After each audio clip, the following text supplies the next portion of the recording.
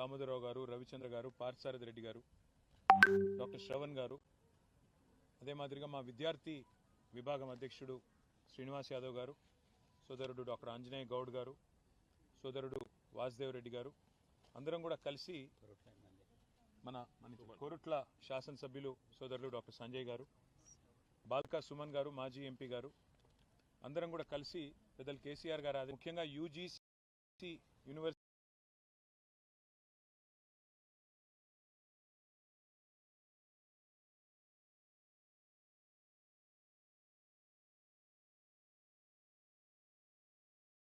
Grants commission ఏదైతే విషయమై కేంద్ర ప్రభుత్వానికి నివేదించడానికి కేంద్ర ప్రభుత్వానికి మా పార్టీ తరఫున మా అభిప్రాయాన్ని గట్టిగా చెప్పడానికి ఇక్కడికి రావడం జరిగింది.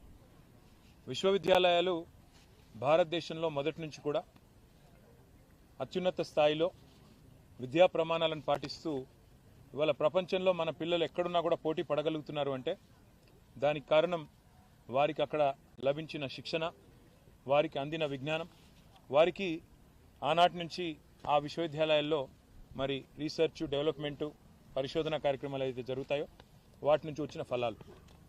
అందుకే ఇవాళ కేంద్ర ప్రభుత్వానికి మేము చేసిన విజ్ఞప్తి ఏమంటే, ఒకవైపు భారతదేశంలో కేంద్రీయ విశ్వవిద్యాలయాలు ఉన్నాయి. అట్లా హైదరాబాద్లో సెంట్రల్ యూనివర్సిటీ లాగా, హెచ్సియు లాగా అట్లా భారతదేశంలో చాలా సెంట్రల్ యూనివర్సిటీస్ ఉన్నాయి. అట్లాగే స్టేట్ యూనివర్సిటీస్ ఉన్నాయి. అట్లాగే ఇప్పుడు ప్రైవేట్ రంగంలో కూడా డీమ్డ్ యూనివర్సిటీలు, ప్రైవేట్ యూనివర్సిటీలు ఇట్లా రకరకాలుగా వచ్చినాయి. వీటితో పాటు కొన్ని ప్రత్యేకమైన సెంటర్స్ ఆఫ్ ఎక్సలెన్స్, ఐఐటీలు కావచ్చు, ఐఐఎంలు కావచ్చు, మన హైదరాబాద్లో ఐఎస్బి కావచ్చు, IIIT కావచ్చు, ఇట్లా కొన్ని నిష్ ఇన్స్టిట్యూషన్స్ కూడా ఉన్నాయి. మేము భారత ప్రభుత్వానికి ఇవాళ ధర్మేంద్ర ప్రధాన్ గారిని కలిసాం, అందరం కూడా కలిసి, కేంద్ర హెచ్ఆర్డీ మినిస్టర్ గారు. వారికి ఏం విజ్ఞప్తి చేశామంటే, ఈ యూజీసీ మార్చే ప్రయత్నం ఏదైతే చేస్తున్నదో నిబంధనలు, అందులో మొట్టమొదటిది మాకు అభ్యంతరకరమైనది ఏమి అంటే, భవిష్యత్తులో రాష్ట్రాల యొక్క హక్కులను హరిస్తూ ప్రజాస్వామిక అదేవిధంగా సమాఖ్య స్ఫూర్తికి విరుద్ధంగా అన్ని విశ్వవిద్యాలయాల్లో కూడా, రాష్ట్ర విశ్వవిద్యాలయాల్లో కూడా, స్టేట్ యూనివర్సిటీస్లో కూడా సెర్చ్ కమిటీలకు, వైస్ ఛాన్సలర్ నియామకానికి సంబంధించి సెర్చ్ కమిటీలకు రాష్ట్ర గవర్నర్ గారికే బాధ్యత పెడుతూ ఒక నిర్ణయం తీసుకుంటున్నారు.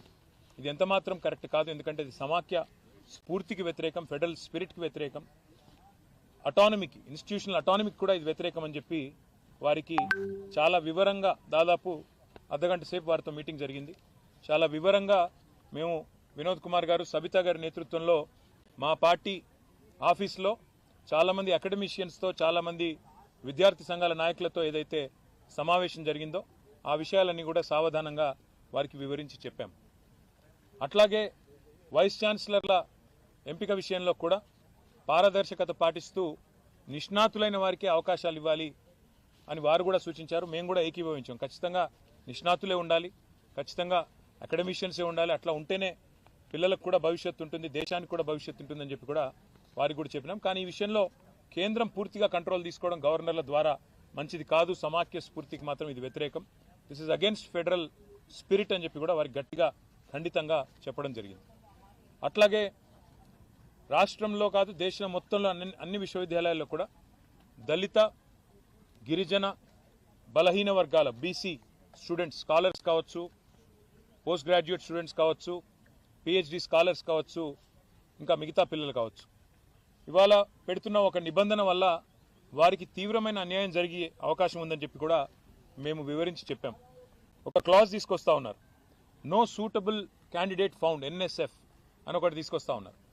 అంటే ఈ విచక్షణాధికారం మరి మనం ఆ విశ్వవిద్యాలయానికి వదిలేసినట్టయితే వారి ఇష్టానుసారంగా అవసరమైతే అప్పుడప్పుడు అబ్యూస్ చేసి, వాళ్ళ ఇష్టం లేని వ్యక్తులు ఎవరైనా ఉంటే NSF కింద తోసేసి అక్కడ అర్హత కలిగి ఉండి కూడా రాజకీయాల వల్ల కానీ, ఇతరత్ర కారణాల వల్ల కానీ, ఏదైనా ఇతర విషయాల వల్ల కానీ సూటబుల్ SC, ST, OBC క్యాండిడేట్లకు అన్యాయం జరిగి ఇతర కమ్యూనిటీస్లో ఉండే వారిని, ఇది మంచిది ఎంతమాత్రం కాదు.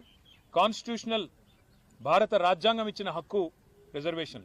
మరి అట్లాంటి పరిస్థితుల్లో ఈ రకమైన ఒక నో సూటబుల్ క్యాండిడేట్ అనే ఒక నిబంధన తీసుకొచ్చి SC, ST, OBC అర్హత కలిగిన విద్యార్థులకు అన్యాయం జరిగితే ఇది మంచిది కానే కాదని చెప్పి కూడా వారికి వివరంగా చెప్పాం. దాంతోపాటు మీ రిక్రూట్మెంట్లో, ప్రమోషన్లో మీరు ఎక్కువగా మెట్రిక్స్ మీద ఫోకస్ చేస్తున్నారు. కాకుండా రీసెర్చ్ ఎక్సలెన్స్, అదేవిధంగా అకాడమిక్గా కూడా కొంతమంది అకాడమిషియన్స్ చాలామంది రీసెర్చ్ ఓరియంటెడ్గా ఉంటారు. వారు మీరు అనుకున్న మెట్రిక్స్కి సూటబుల్ కాకపోవచ్చు, కానీ వారిని తప్పకుండా పరిగణలోకి తీసుకోవాలి. మీరు అన్ని రకాలుగా ఆల్రౌండ్గా ఆలోచించాలని చెప్పినాం. దాంతోపాటు మరి లాంగ్ టర్మ్ స్టెబిలిటీ కూడా ఉండాలి ఒకసారి ఫ్యాకల్టీని హైర్ చేసిన తర్వాత అనే విషయాన్ని కూడా గట్టిగా నొక్కి చెప్పాము. ఇంకా మొత్తం వివరంగా వారికి దాదాపుగా ఒక 6 పేజీల విజ్ఞాపన పత్రాన్ని కూడా వివరంగా వారికి ఇవ్వడం జరిగింది. ఇచ్చిన తర్వాత వారు కూడా చాలాసేపు చర్చించారు. మీరు యూజీసీకి చెప్పారా మీ అభిప్రాయం అన్నారు. యూజీసీ కూడా చెప్పినాము, ఆన్లైన్ అప్లోడ్ కూడా చేశామని చెప్పాము. కానీ గౌరవ మంత్రి గారికి మీరు దయచేసి ఈ విషయంలో సావధానంగా ఆలోచించి రాష్ట్రాల హక్కులు హరించకుండా, రాష్ట్రాల అటానమీ హరించకుండా, సమాఖ్య స్ఫూర్తికి విరుద్ధంగా నిర్ణయాలు తీసుకోవద్దని చెప్పి వారికి విజ్ఞప్తి చేశాం. ఆ తర్వాత పెద్దలు నితిన్ గడ్కరీ గారిని కూడా కోరుట్ల ఎమ్మెల్యే గారు, ముఖ్యంగా కోరుట్ల ఎమ్మెల్యే గారి విజ్ఞప్తి ఇది. ఇవాళ ఒక జాతీయ రహదారి జనగామ నుంచి బయలుదేరి ఇవాళ కోరుట్ల దాకా పోయే అవకాశం ఉన్నప్పటికీ సిరిసిల్ల కాడనే టర్మినేట్ అవుతా ఉంది. NH 365B. గతంలో వినోద్ కుమార్ గారు పార్లమెంట్ సభ్యులుగా ఉన్నప్పుడు ఇన్ ప్రిన్సిపల్ అప్పటి ప్రభుత్వం ఇదే గడ్కరీ గారు అంగీకరించారు. మరి ఇప్పుడు సిరిసిల్ల నుంచి కోరుట్ల దాకా పొడిగించినట్టయితే మార్గమధ్యంలో వేములవాడ ఉంది, జగిత్యాలలో కొండగట్ట ఆలయం ఉంది, పక్కనే ధరంపూర్లో లక్ష్మీనరసింహస్వామి ఆలయం ఉంది. ఇటు టెంపుల్ టూరిజంని కూడా ప్రమోట్ చేసినట్టు అవుతుంది. అదే మాదిరిగా కనెక్టివిటీ కూడా పెరుగుతుంది. కాబట్టి NH 365Bని మధ్యమానేరు జలాశయం మీదుగా రాజరాజేశ్వర సాగర్ ఏదైతే ఉందో దాని మీదుగా ధవళేశ్వరంలో ఎట్లయితే రోడ్ కమ్ రైల్ బ్రిడ్జ్ కట్టినారో అట్లాగే మిడ్ మానేరు మీదుగా కూడా ఒక రైల్ కమ్ రోడ్ బ్రిడ్జ్ కట్టి వేములవాడ మీదుగా కోరుట్ల దాకా తీసుకుపోయి అక్కడ NH 63 వస్తుంది, దానికి కలపండి అని చెప్పి కూడా గడ్కరీ గారిని కోరాము. పరిశీలిస్తానని వారు కూడా చెప్పారు. ఈ 2 కార్యక్రమాల తర్వాత మాకు ఈ 10 మంది శాసనసభ్యులు ఎవరైతే బీఆర్ఎస్ పార్టీ నుంచి పార్టీ మారి కాంగ్రెస్లో చేరినారో వారి అనర్హత విషయంలో కూడా సుప్రీంకోర్టు మొన్నని నోటీసులు ఇచ్చిన విషయం మీకు తెలుసు. మళ్ళీ ఇప్పుడు విచారణకు కూడా డేట్ ఇచ్చిన విషయం కూడా మీకు తెలుసు. ఆ విషయంలో కూడా ఇప్పుడు మా పార్టీ యొక్క నాయకుల బృందం, మా న్యాయవాదులను కూడా కలుస్తున్నాము.